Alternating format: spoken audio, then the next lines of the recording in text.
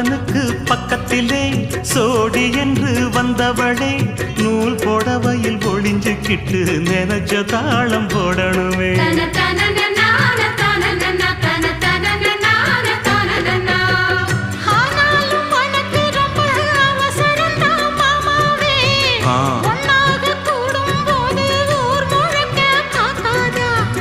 பார்த்தாலும் தவறு இல்ல பனியுறங்கும் ரோசாவே உன்னால சொத்த வச்ச மூக்குலதான் வைக்காதா.